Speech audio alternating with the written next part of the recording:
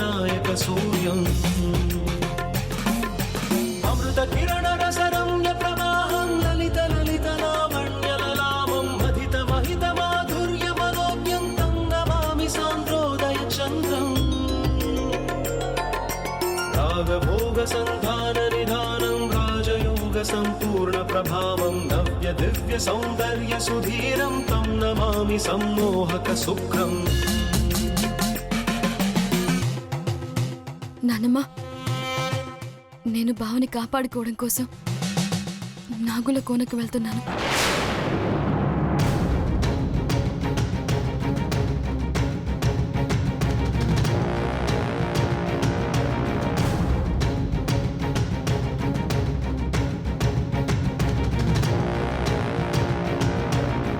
భైరవి,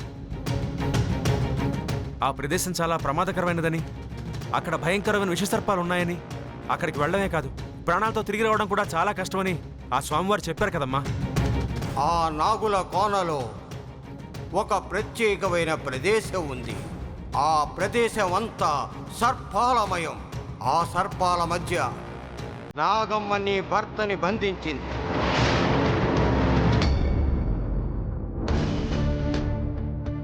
వద్దమ్మా, అలాంటి సాహసం చేయకు. ఇప్పటికే అర్జున్ ఏమయ్యాడో తెలియక మేమందరం ప్రాణాలు గుప్పెట్లో పెట్టుకుని బాధపడుతున్నాం. ఇప్పుడు నీకు కూడా ఏమైనా జరిగితే మేం తట్టుకోలేవమ్మా, తట్టుకోలేవు. వద్దు భైరవి, అలాంటి భయంకరమైన ప్రదేశానికి నువ్వు వెళ్ళొద్దు.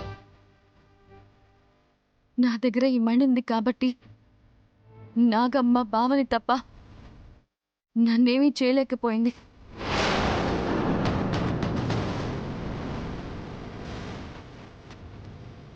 ఈ మణి నా దగ్గర ఉన్నంత వరకు ఆ సర్పాలు కూడా నన్నేమీ చేయలేవు.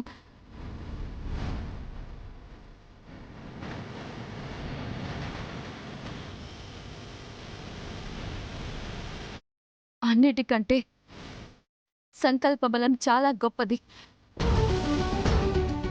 నా బావని రక్షించుకోగలనన్న నా నమ్మకం చాలా బలమైంది.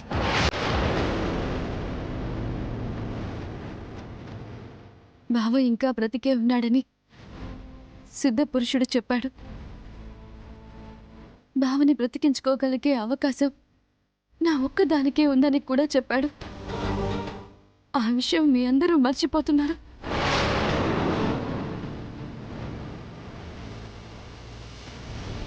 నేను నా బావని కాపాడుకోవాలి.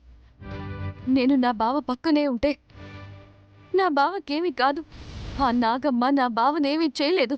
ఆ మరణగండం సమయం రాకముందే నేను వెళ్ళి నా బావని రక్షించుకొని తీసుకురావాలి. అన్నయ్య, నేను వెళ్ళి రక్షించుకుంటాను.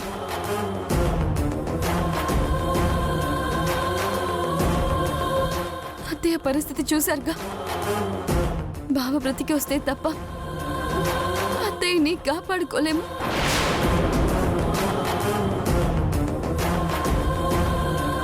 భైరవి, పదమ్మా, నీతో పాటు నేను కూడా వస్తాను.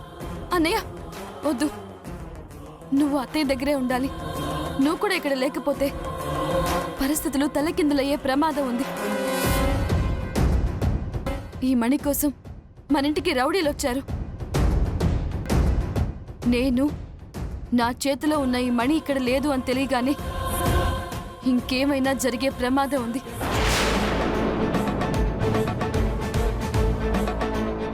నువ్వు వద్దన్నయ్య, నేను వెళ్తాను. నువ్వు మన కుటుంబానికి తోడుగా ఇక్కడే ఉండాలి. నా భర్త నేను ఎలాగైనా రక్షించి తీసుకొస్తాను.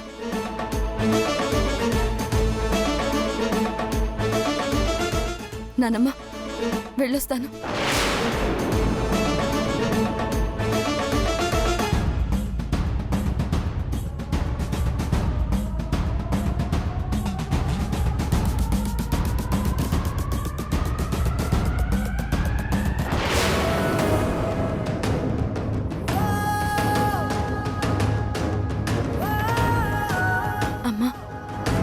నువ్వు మా ఇంట ఇలవేల్పువి అంటారు. మా వంశంలో ఎవరికి ఎలాంటి ఆపదొచ్చినా నువ్వు కాపాడతావని అందరూ నమ్ముతారు. ఇప్పుడు నేను నా భర్తని రక్షించుకోవడానికి వెళ్తున్నాను. నాకు నీ ఆశీస్సులు కావాలమ్మా. అమ్మా, నువ్వే నా ధైర్యం, నమ్మకం అయి నన్ను కాపాడాలమ్మా, కాపాడాలి.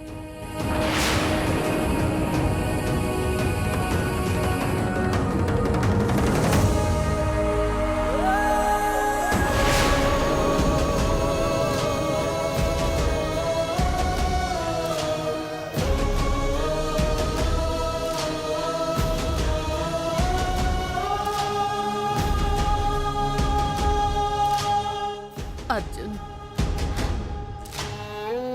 అర్జున్, అర్జున్,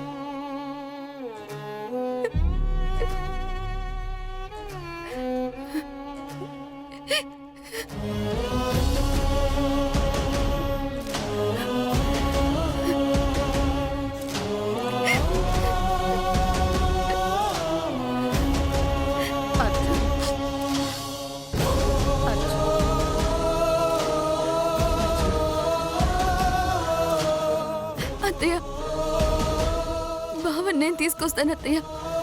నేను తీసుకురావడానికే వెళ్తున్నాను అత్తయ్య. నేను బావతోనే తిరిగి వస్తాను. ఎలాగైనా సరే నేను బావని తీసుకొస్తాను.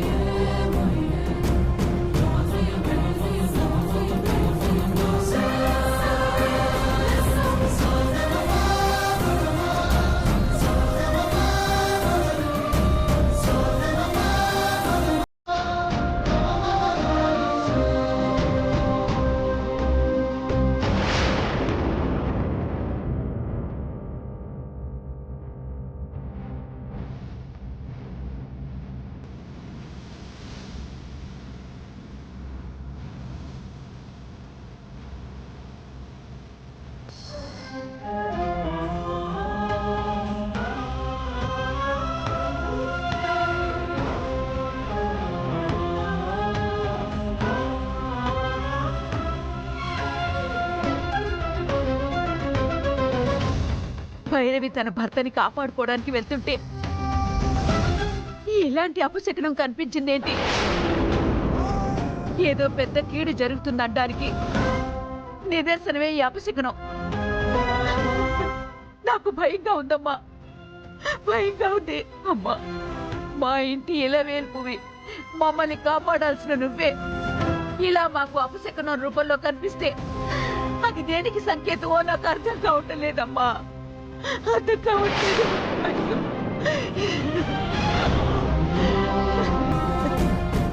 ఏమండి, ఏమిటండి అది? ఏమిటా శబ్దం? వాడి చావుకి శంఖారావం.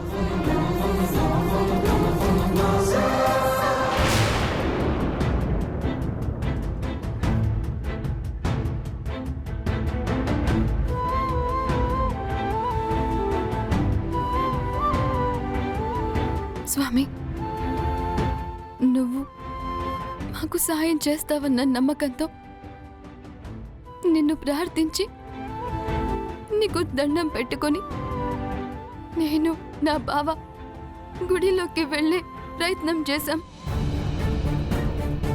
కానీ ఆ నాగమ్మ నా బావని తీసుకెళ్ళిపోయినా కూడా నువ్వు నాకు ఎలాంటి సాయం చేయలేదు. నిన్ను కొలిచే నాలాంటి వాళ్ళకి కాకుండా నువ్వు మెళ్ళో అలంకరించుకుని నాగమ్మకి సాయం చేస్తున్నావన్న విషయం నేను తెలుసుకోలేకపోయాను శివయ్య. పూజించే భక్తుల కన్నా నువ్వు ధరించే నీ అలంకారానికి ప్రాధాన్యత ఇస్తావు అనే విషయం నాకు అర్థమైంది శివయ్య, అర్థమైంది. నేను పూజించే నా దైవానికి కూడా స్వార్థం ఉందని, పక్షపాతం చూపిస్తుందని నేను తెలుసుకునేలా చేశావు. కష్టకాలంలో నన్ను ఆదుకోలేకపోయావన్న కోపంతో కానీ, పక్షపాతం చూపించావన్న అసూయతో కానీ నిన్ను పూజించటం మాత్రం మానను శివయ్య. దైవానికి స్వార్థం ఉందా, భక్తికి స్వార్థం ఉండదని నీకు తెలియజేయడం కోసం నిన్ను పూజిస్తూనే ఉంటాను. అది గుర్తుపెట్టుకో స్వామి, అది గుర్తుపెట్టుకో.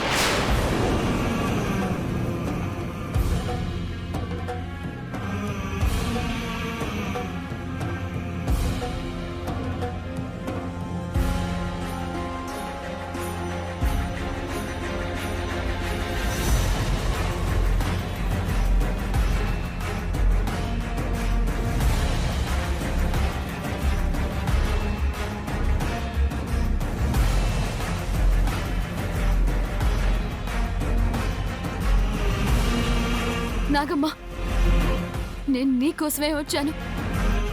రా నాగమ్మ, బయటికి రా, బయటికి రా నాగమ్మ.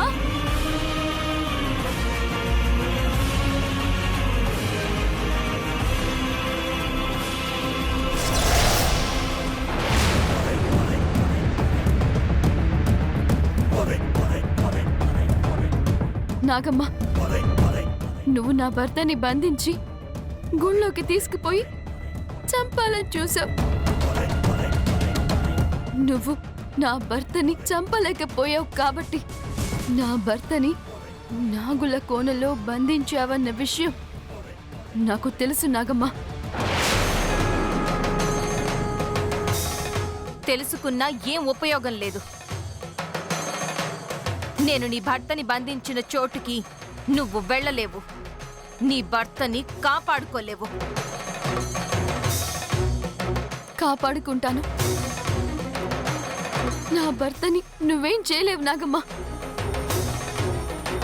నువ్వు నా భర్తని చంపలేవు. ఆ విషయం చెప్పడానికే వచ్చాను. నేను నీ భర్తను బంధించింది చంపడం కోసమే. అర్జున్ ప్రాణాలు తీయకుండా నన్నెవ్వరూ ఆపలేరు. నా భర్త చనిపోవడం గనక జరిగితే కొడుకు లేడన్న బెంగతో నా అత్తయ్య కూడా చనిపోతుందమ్మా. మా అత్తయ్య బ్రతకాలంటే నేను నా భర్తని బ్రతికించుకోవాలి. నా భర్తని, మా అత్తయ్యని, ఇద్దరిని బ్రతికించుకుంటాను నాగమ్మ. నువ్వు నీ భర్తని కాపాడుకోగలను అనుకోవడం నీ భ్రమ. భ్రమ కాదు నాగమ్మ, నా నమ్మకం.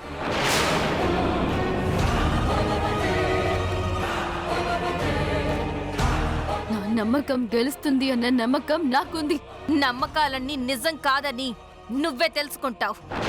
నీ నమ్మకం నిజం కాదని, నీ నమ్మకం ఓడిపోతుందని అది తెలుసుకోవాల్సింది నువ్వు నాగమ్మ. నువ్వు నువ్వు ఎన్ననుకున్నా ఏమనుకున్నా సరే నేను నీ భర్త ప్రాణాలు తీయకుండా నన్నెవ్వరూ ఆపలేరు. నీ భర్త నా చేతిలో చావడం ఖాయం. అదే జరుగుతుంది.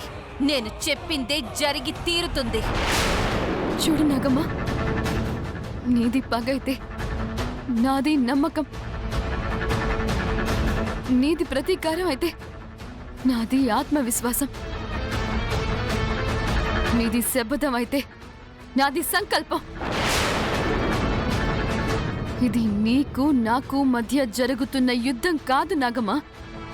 నీ పగకు నా నమ్మకానికి మధ్య జరుగుతున్న యుద్ధం.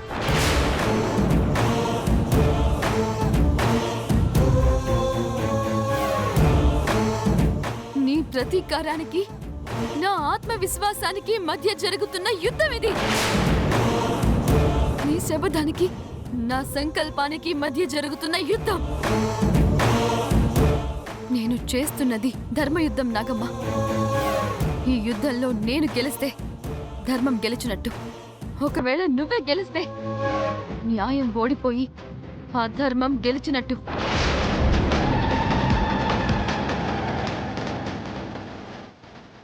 ఒక్క విషయం నువ్వు తెలుసుకోవాలి నాగమ్మ. ధర్మం తప్ప అధర్మం, అన్యాయం ఎప్పటికీ గెలవవు అన్నది చరిత్ర చెప్తున్న పాఠం. అది నువ్వు గుర్తుపెట్టుకో.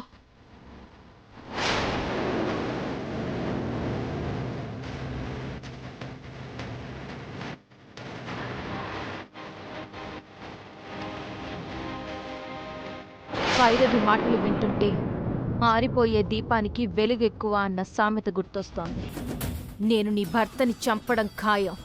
నువ్వు నీ భర్తని కాపాడుకోవడం అసాధ్యం భైరవి. ఏమండి, ఈ భైరవి అక్కడికి వెళ్ళటం ప్రమాదమని తెలిసి కూడా వెళ్ళింది. అందరూ వద్దని చెప్పినా వెళ్ళిందంటే దానిది ధైర్యమో మూర్ఖత్వమో మొండితనమో నాకు అర్థం కావట్లేదు. వెళ్ళిన భైరవి పొరపాటునో గ్రహపాటునో అర్జున్ని కాపాడిందనుకోండి, వామ్మో, ఇంకా వాళ్ళిద్దరిని విడదీయటం అన్నది జరగని పని.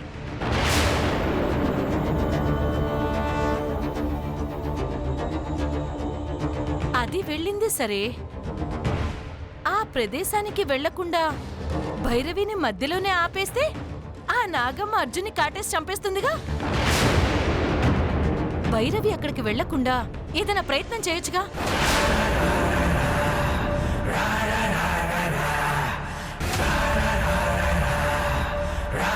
నేను దాన్ని గురించి ఆలోచిస్తున్నాను. మీరిలా ఆలోచిస్తూ ఉంటే ఈలోగా అది అక్కడికి వెళ్ళిపోతుంది. త్వరగా ఏదో ఒకటి చేయండి. ఆ భైరవి చేతిలో మణి ఉంది. భైరవి చేతిలో మణి ఉన్నంత వరకు నేను కాదు కదా, ఎవ్వరూ తనని ఏమీ చేయలేరు.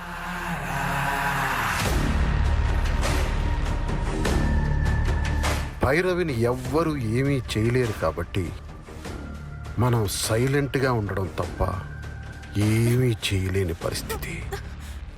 అంటే చేతకని చవటల్లా చేతులు ముడుచుకుని కూర్చోవాలన్నమాట.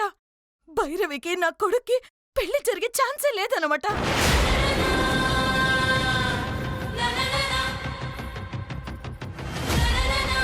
చేస్తాను.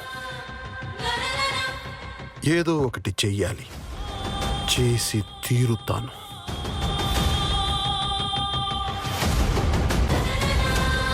దుష్టశక్తులు ప్రవేశించకుండా మీ ఇంట్లో శ్రీచక్ర ఉంది కాబట్టి నీలో ఉన్న నేను లోపలికి వెళ్ళలేకపోయాను.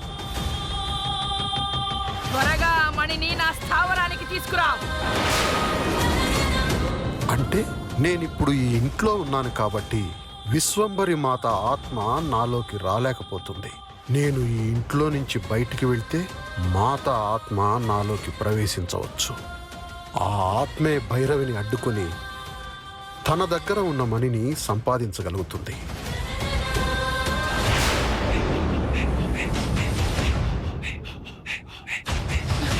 యాండి యాండి ఎక్కడికి వెళ్తున్నారండి? ఏంటో గాల్లో లెక్కలు వేస్తారు, చెప్పా పెట్టకుండా వెళ్ళిపోతారు. ఏం మనిషో ఏంటో.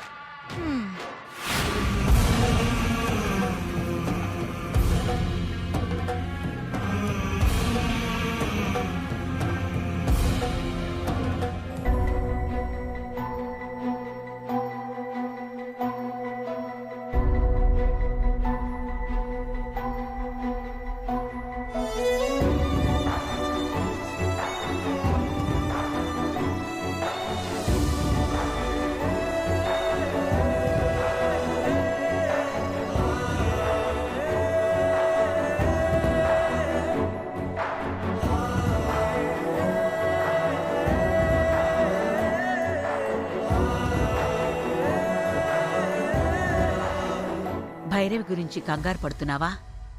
నా గురించి ఆలోచిస్తున్నాను నానమ్మ.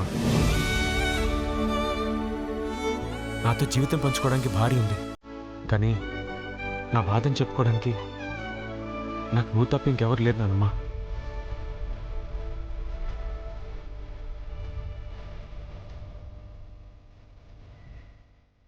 అమ్మ ప్రేమని అర్థం చేసుకునే లోపే అమ్మ లేకుండా పోయింది.